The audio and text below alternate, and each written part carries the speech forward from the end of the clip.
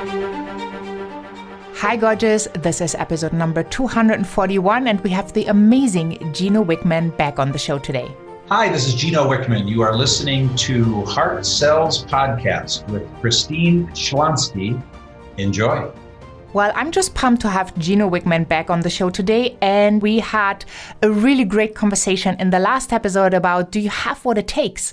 And Gino also shared 8 mistakes you can make as an entrepreneur, and one of them is wrong pricing. And we're going to go deep on this topic in this show so that you stop pricing too low and you are really thriving in your business. Gino is an entrepreneur, and he started being an entrepreneur at the age of 21. He has an obsession for learning what makes businesses and entrepreneurs thrive. At 25, he took over his family business, which was deeply in debt and in need of help. And after turning the company around and running it for 7 years, he and his partners successfully sold the company. Gino went on to develop the Entrepreneurial Operating System, EOS, which is a practical method of helping companies achieve greatness. And so far, almost 100,000 companies are using the EOS tools worldwide, which I am super excited about. And his brand new book called The Entrepreneurial Leap just came out. And Gino and I will have another conversation about what it takes to be an entrepreneur. So enjoy. Well, I'm so happy to have you back on the show, Gino. Welcome. Happy to be back. Thank you. Yeah, I loved our conversation about your brand new book, Entrepreneurial Leap, because it shows people if they have that entrepreneurial gene, if they should go down that path to really taking that big leap and leaving a corporate job or leaving the traditional, go to school, get good grades, go to university, college, whatever, get a good job, which a lot of people do because that is what society most of the time teaches us. But I know so many people who've gone down that path and had the realization that still they checked all those boxes and they're not happy. Yeah. Something is missing. And then they wonder what that could be. And a lot of them discover that being your own boss might be a really good option. Mm-hmm. And then they take the leap. And oftentimes it's a big leap of faith. But with your book, with the help of your book, there's so much more clarity. And we talked about the 8 mistakes that you need to avoid. And in the last episode. And one I really, really think is such an important one. I would love to go deeper into that. As you said, like setting the wrong pricing your services or products too low. And I'm a big believer that if you go for the high-priced market, you also get those customers that are more engaged, that get better results because they have more skin in the game. And also it helps your company to grow faster.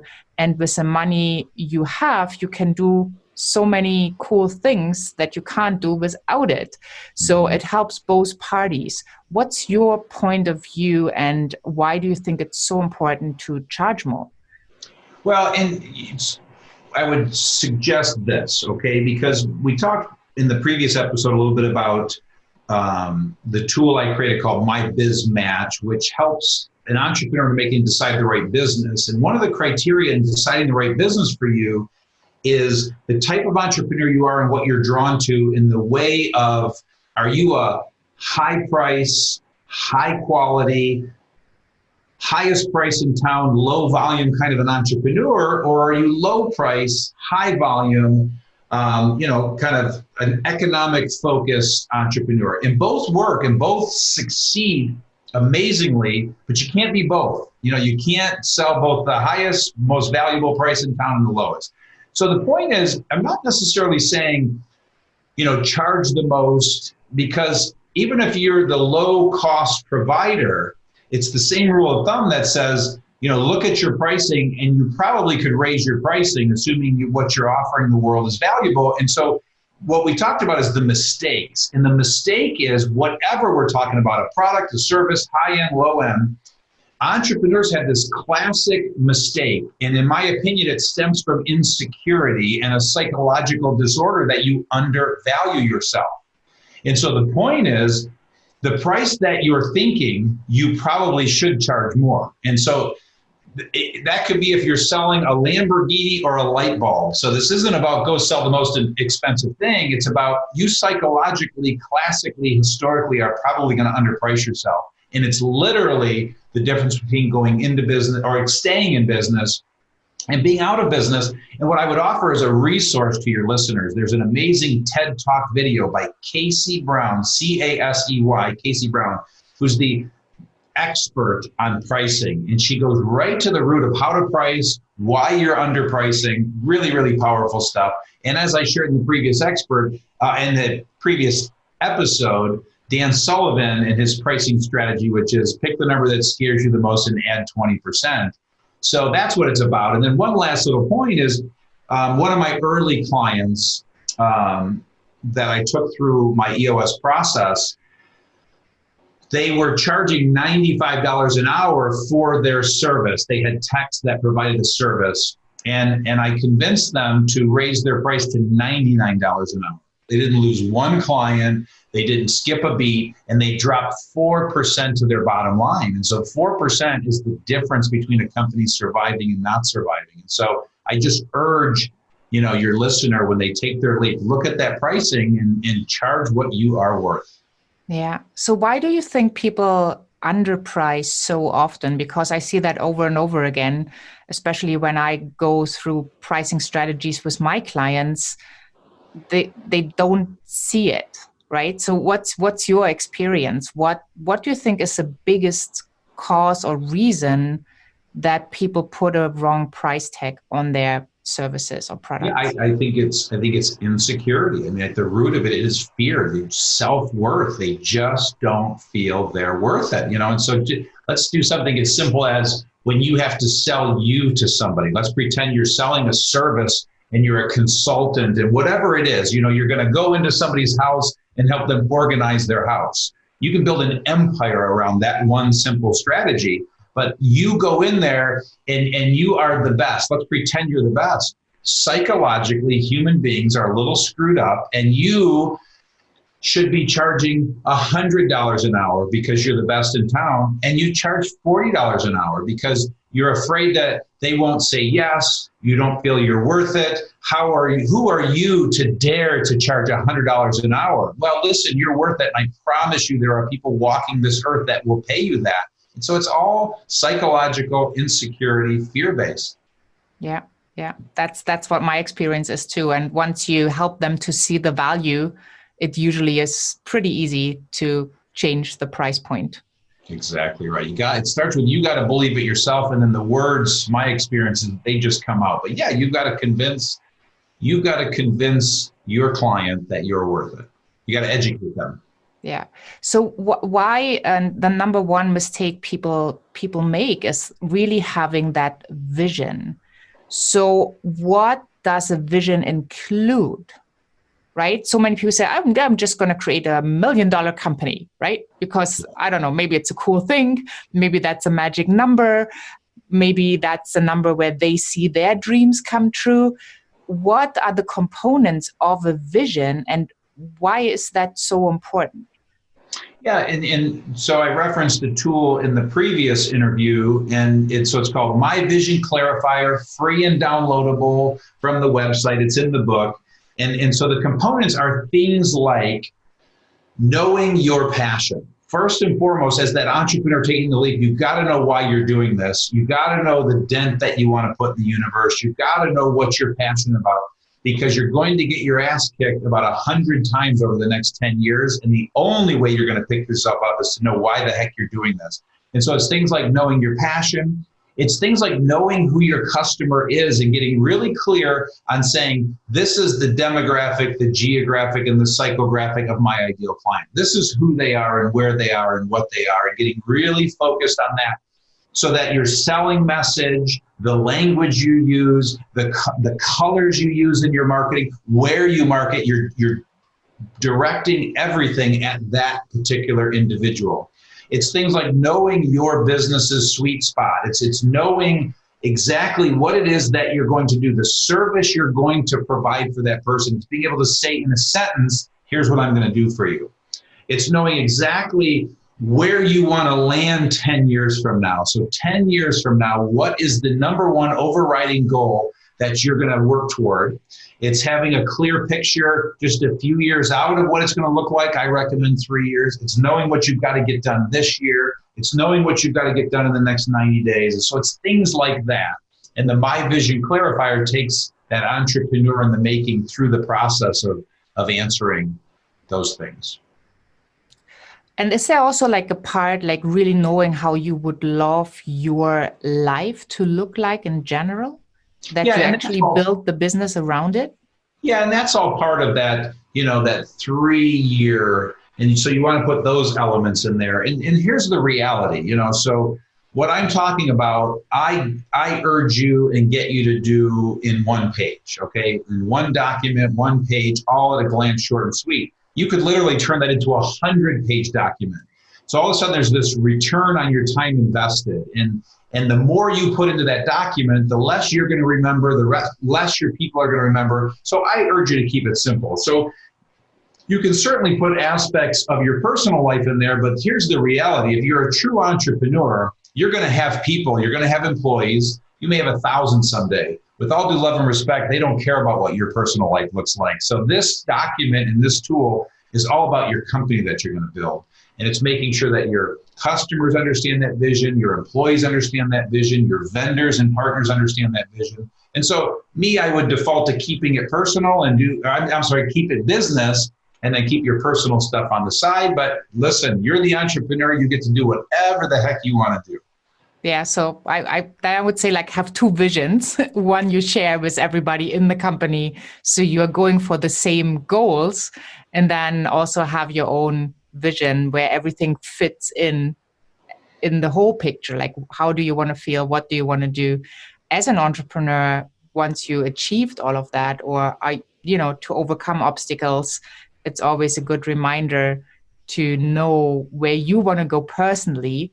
That then helps you to overcome these challenges. Yeah, and by the way, speaking of experience, I absolutely have the same thing. I have my business plan and I have my personal plan. So I highly recommend the exact same thing. Yeah, awesome. So now we confirmed, we have a glimpse, we know what not to do or which mistakes to avoid. And now we're going to go on to that path. Yes. So what do I need on the path, right? Here I am. On my PC, here's my phone, that's my desk, that's my big idea and vision. What's next? Well, yeah, and so now what we're going to do is we're going to drill down a little bit on the third part of the book, and that is what I call path. And again, there aspects of path are helping you to decide college or not, helping you decide your passion, how to find a mentor, 10-year thinking, 8 disciplines to increase your odds of success in the 9 stages. And we can, again, drill as deep down in any one of those as you want. But first thing I would suggest in that first chapter I mentioned about college or not, if you're at an age and you're sitting there thinking you might be an entrepreneur and you confirm and you see a glimpse, you first have to decide college or not. Because what I do is I give all the facts, all the data, and then it's a choice that you make. And I give a list of incredibly successful entrepreneurs that did not have a degree and incredibly successful entrepreneurs that have a degree. So when in doubt, you should probably go to college, but it's a decision and choice you have to make for yourself. Because the number one feedback I got from entrepreneurs that are successful that went to college, they say the number one benefit they got out of college is the relationships and the social aspect and the testing and proving ground as an entrepreneur. What's funny is every single MBA college graduate client that I work with, I say, are you using anything from your MBA that you got a degree that is, the degree that you got? And they say, I'm not using anything I learned from that MBA. So again, it's just, you got to decide why you're going to college, because if you're going there, to learn, anyway, you get the point. So anyway, the first step is to decide if it's right for you, and for half it is and for half it isn't. The next step is obviously to decide your passion, and so you got to figure out what your passion is. And one little tool I'll quickly share with your audience is, and I give multiple exercises to determine what your passion is, but it's a 30-minute exercise. You can do it sitting in a coffee shop, in your bedroom, wherever, but it's a 30-minute thinking exercise, 3 questions. And so the first question you answer about yourself is, what are your 3 greatest successes? And you sit there for 10 minutes and just write those out and really engage with those and think about those and feel those. Second question you answer is, what are my 3 biggest failures? And again, spend 10 minutes thinking about those, feeling those, understanding those. And then the third and final question you answer is, what has life prepared me for?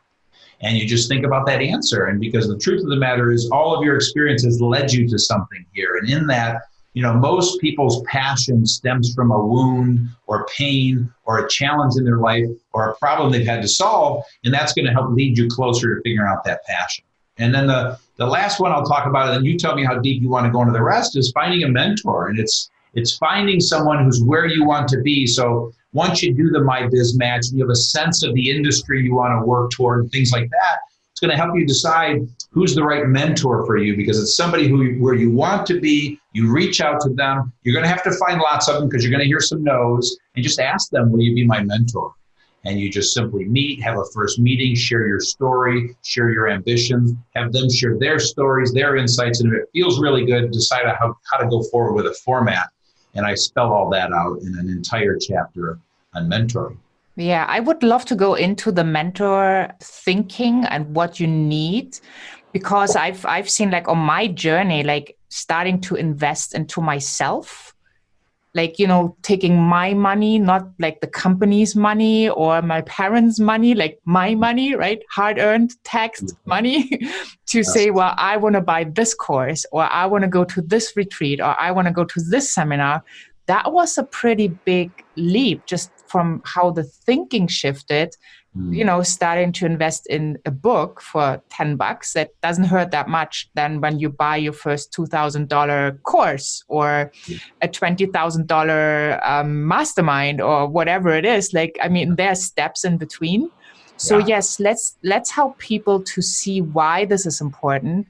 Because I always thought, well, of course you say it because you sell that stuff. Of course you tell me it's important to have a mentor, so I buy your stuff. But that's not true. That's like what we perceive when our mindset is not in the best place to really support us. So I would love to talk about mentors.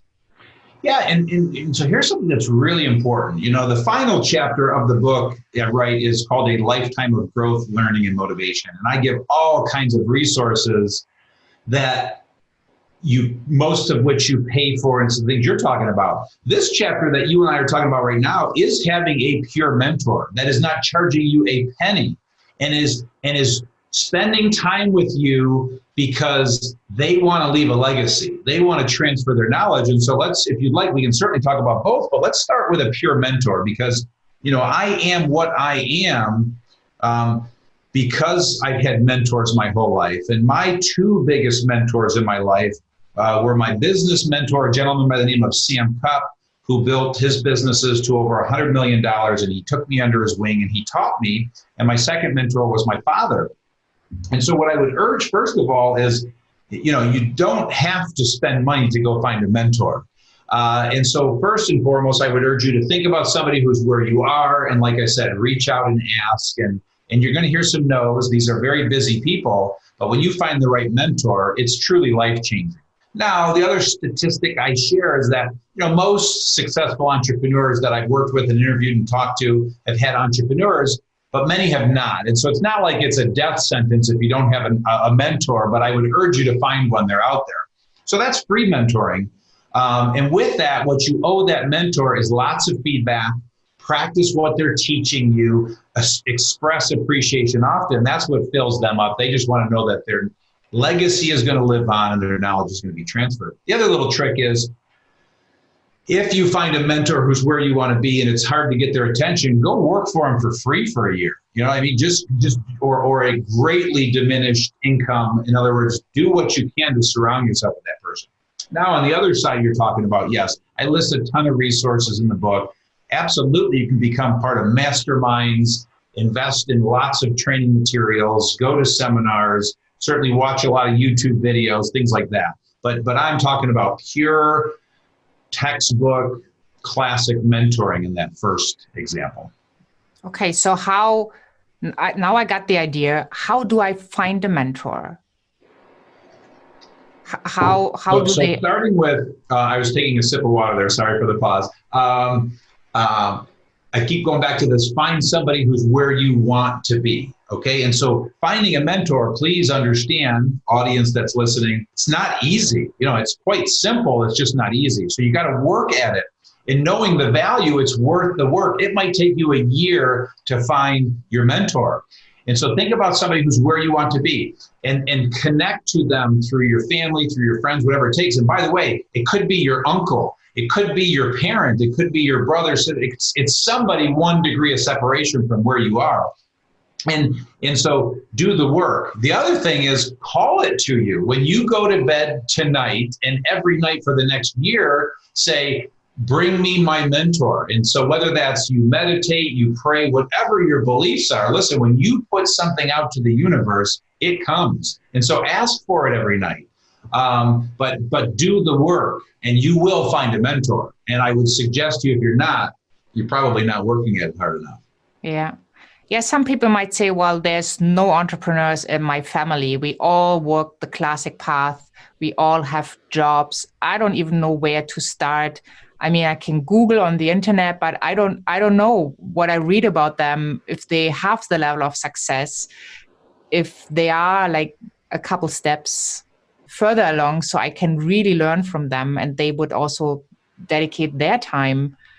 Do you have like more practical steps, like try this and this and this to find them? Well, so those, what I gave you, I feel are pretty practical steps, but I think here's the best thing I can say after everything I said.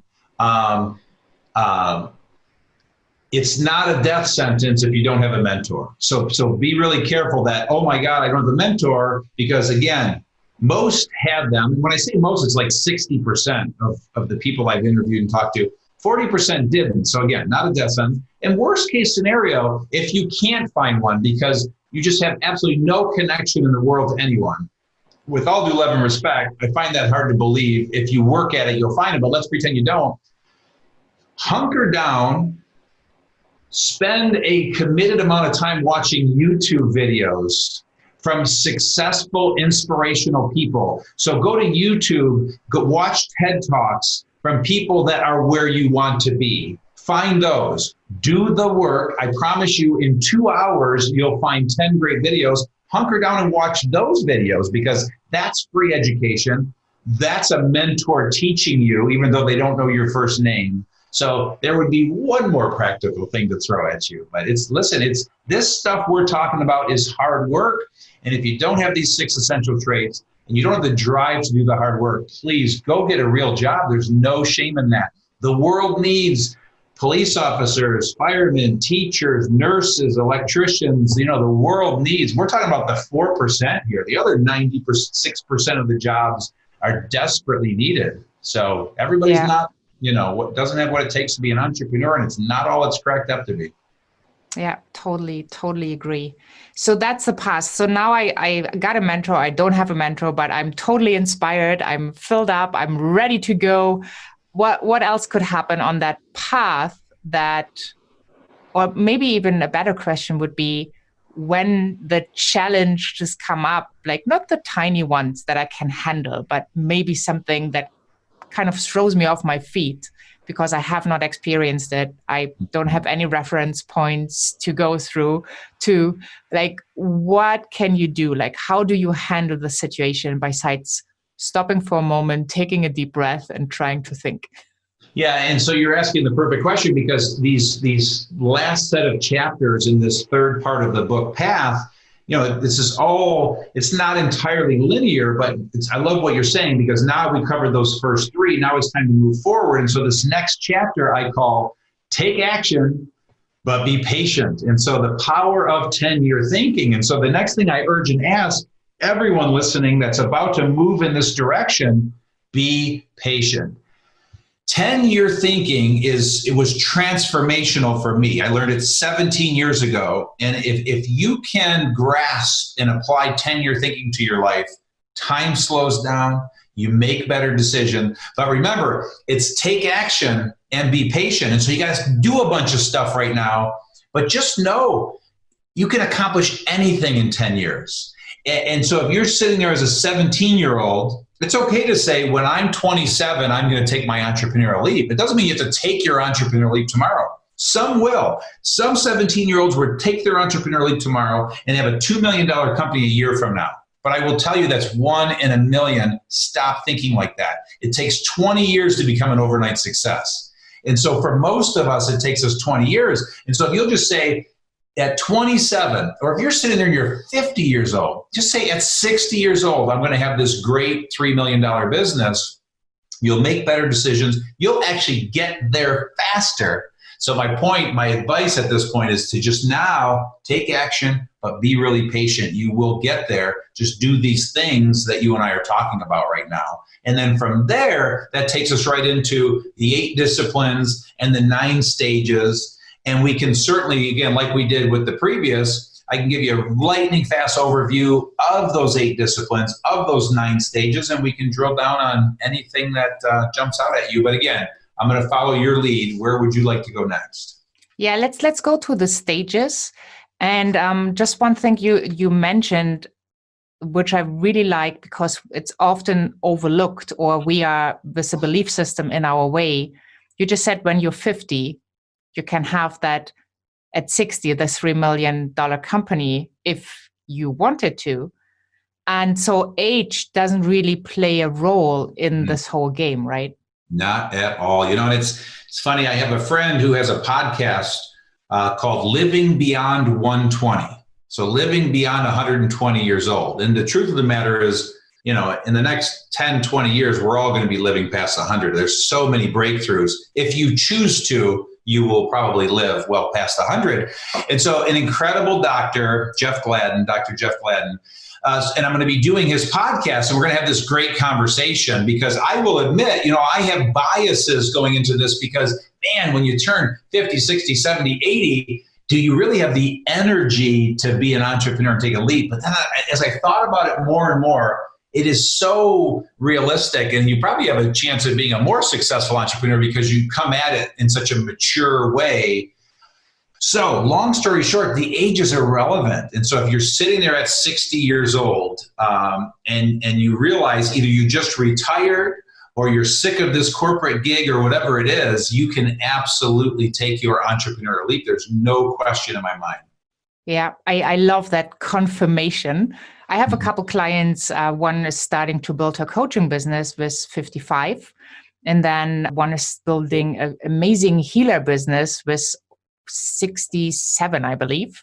Wow. And it's just so beautiful to see, because they bring so much experience to the table, so much passion. They've been around the block a couple times. They know how life works, the ups, the downs, the good, the ugly. And it's just beautiful to see what they are creating, instead of saying, well, now I'm kind of old, I might just want to sit on the couch and watch TV.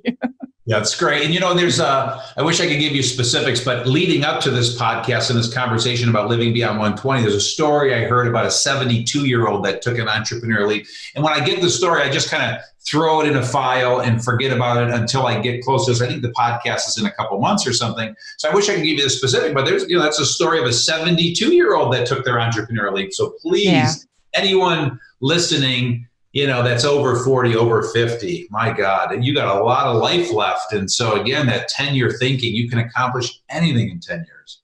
Yeah, it's really the mindset and the beliefs. I mean, if you now let's just say you decide, unfortunately, I know some people, they say, well, I'm 50, I'm old now. They think like, oh my goodness, like that's not an age, right? Yes, exactly right. And then they do start to believe that they are old now, and then they get what old people get, like this hurts and that hurts, and the doctor appointment didn't work out the way they thought. It's like you get yourself into your own way, instead of saying, I'm dynamic, I'm young, I'm fit, I can do anything I want to. And there's so many beautiful examples about, this one lady who still does bodybuilding and looks amazing in her late 70s or something. Or the yoga teacher that unfortunately just passed away this year. She was, I think, 102 teaching yoga every day. She had classes. And if I can add to that, it's, here would be my wish and dream for anyone listening that feels they're old. The reality of it is, if you could figure out what your true passion is, what your true gift is, what the thing is that you love to do, and try the exercise I shared, the 30-minute exercise with the three questions, you're going to get some answers. But the second you get clarity on that thing and you bring that to the world, even if you're charging $30 an hour to deliver that, you aren't going to feel old anymore. You are going to feel so energized and young. You know, knock on wood, I hope I'm going to be around a long time. I could get hit by a bus tomorrow, but I hope I'm going to be around a long time. I mean, I see no end. In my mind, I feel like I've got like 7 more 10-year time frames to create stuff in the world. It's like, it's limitless. So anyway, for what that impassioned plea is worth to your audience. I love that passion and encouragement and inspiration. So people like really go for it, right? There is no excuse. You're never too young. You're never too old. You're just in your own way. So, and that's that thing you can solve, right? Let's talk about the 9 stages real quick before we are wrapping up, so people can get kind of an overview. And then obviously everybody can get the book. I'm going to link in the show notes to your page, to all of your social media, so people can connect with you, can take the assessment and really go deep with this wonderful topic.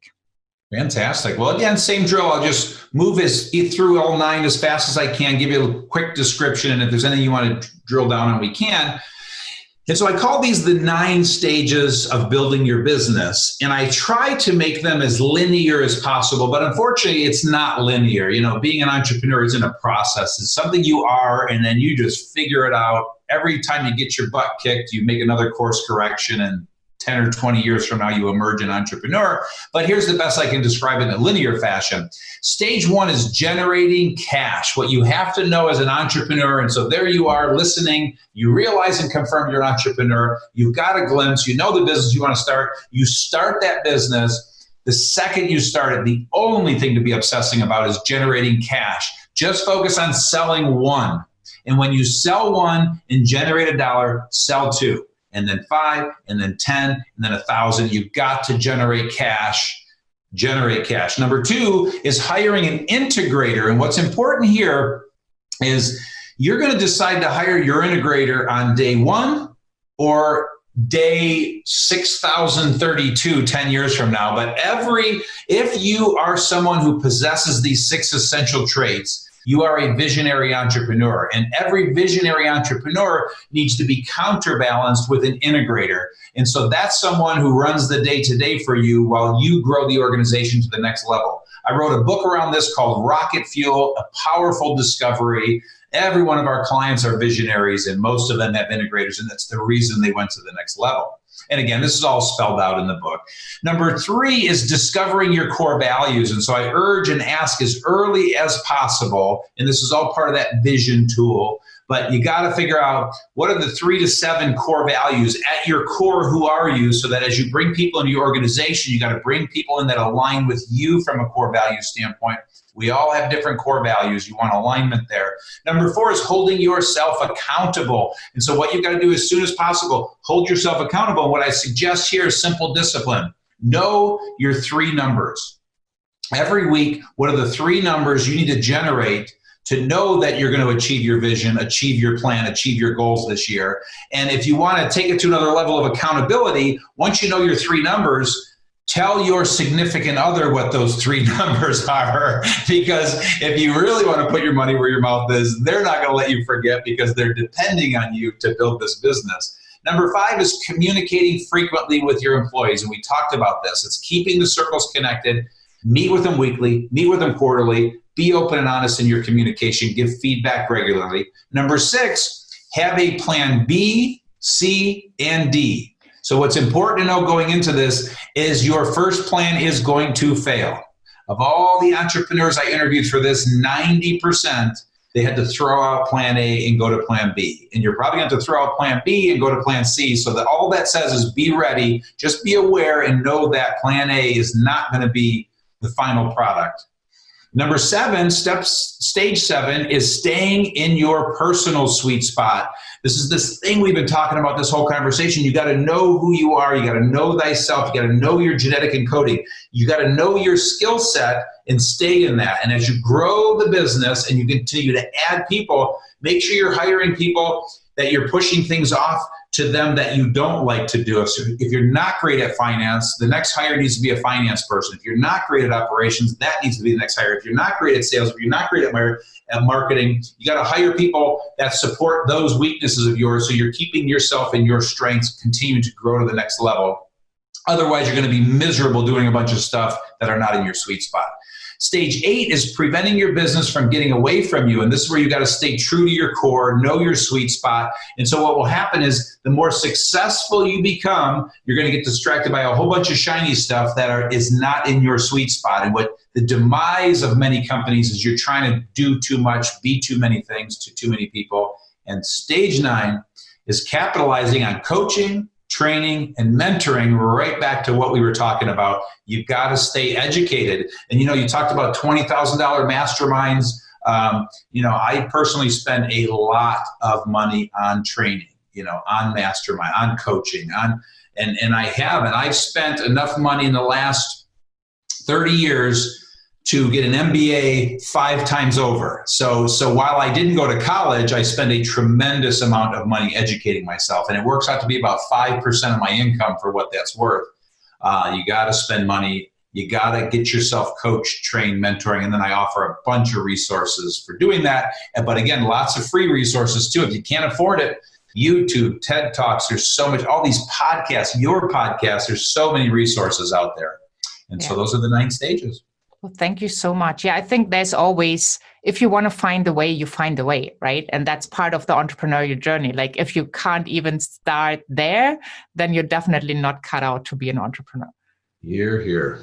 Yeah, awesome. Yeah, time just flies with you. I'm sure we could have like another 10 podcast episodes talking about this amazing book. What I would just say is like, get the book, right? Pretty simple. Get the book and read it, do the homework, get to all the resources you are mentioning, and really make sure you are on the right path for you. Especially the shiny objects is something that at the beginning of the path can be pretty distracting, right? I did some investments that weren't that smart because I wasn't ready. It was just a shiny object. And once I realized it, I dropped it, but I had paid for it. So if you don't want to be in that situation, just get really, really clear on your vision, on all these pieces, and then just follow the great advice that Gino is giving us. Thank you so much. Go to e-leap.com.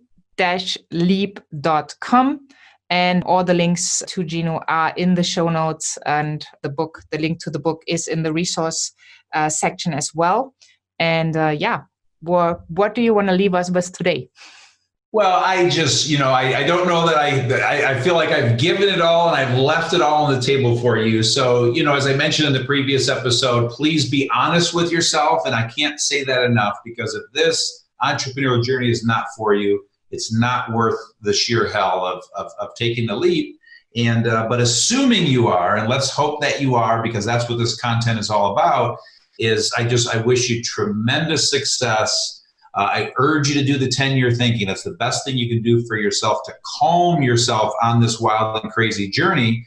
And, do what I'm telling you in the book, because it comes from a lot of experience, the real world. There's no theory here. And that's, I guess, what I would leave you with. Yeah, I love that. Well, thank you so much for sharing that knowledge and for the big inspiration. And hop on over, people, get the book and do the work. Thank you so much. Thank you. Well, there were so many golden nuggets in this episode, and I hope you caught on to them. I hope you have an idea about your pricing, where you want to go, what you want to pursue as an entrepreneur or an entrepreneur in the making, and then also how you get clear about your vision, how you avoid these entrepreneurial mistakes so you can get your business to thrive fast, and you can really make the impact in the world that you want to make. Thank you so much for having been here. To get the resources, to get all the links to Gino, just hop on over to christineschlonski.com, find the podcast tab, and there you have all the episodes. Find episode number 240. That's the episode of the beginning of the week where Gino and I actually talked about, do you have what it takes? And then episode 241, this one, the Entrepreneurial Leap. You have the show notes, the transcripts, and all the resources. It's all just one click away. And while you're over there, sign up for the empowerment notes. That's empowerment right into your inbox. Amazing stuff that I usually do not share on social media, as well as updates on Hard Sales Podcast and the amazing guests that are here to share their knowledge with you, their wisdom, to support you in your business growth so that you can thrive and build the business you love, as well as the dream life. So thank you so much for having been here. Have a wonderful day wherever you are in this beautiful world. And I'm saying bye for now.